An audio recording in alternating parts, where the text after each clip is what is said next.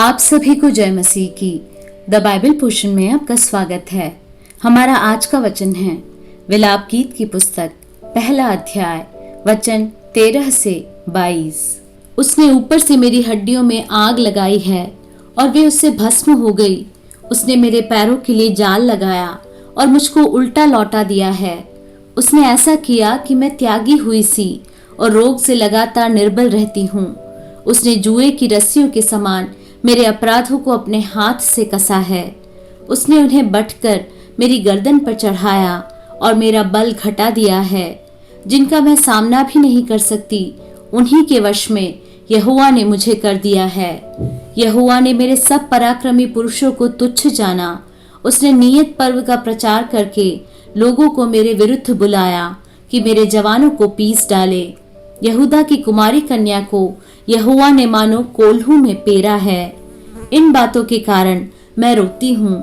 मेरी आंखों से आंसू की धारा बहती रहती है, क्योंकि जिस शांतिदाता के कारण मेरा जी हरा भरा हो जाता था, वह मुझसे दूर हो गया।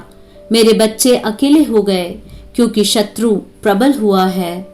सियोन हाथ फैलाए हुए है, उसे कोई शांति नहीं देता। यहोवा ने याकूब के विषय में यह आज्ञा दी है कि उसके चारों ओर के निवासी उसके द्रोही हो जाएं। यरूशलेम उनके बीच अशुद्ध स्त्री के समान हो गई है।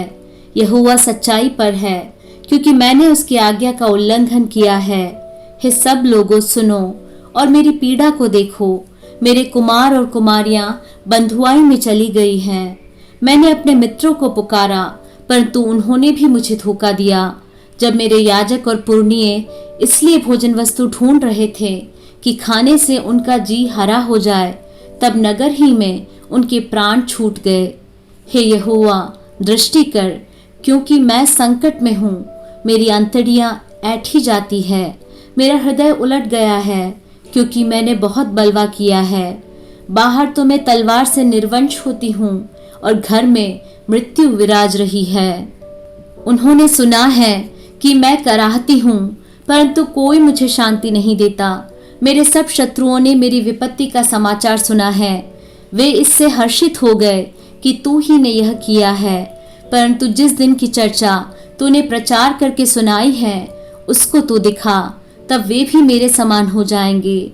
उनकी सारी दुष्टता की ओर दृष्टि कर, और जैसा मेरे सारे अपराधों के कारण तूने मुझे दंड दिया, वैसा ही उनको भी दंड दे, क्योंकि मैं बहुत ही कराहती हूँ और मेरा हृदय रोग से निर्बल हो गया है।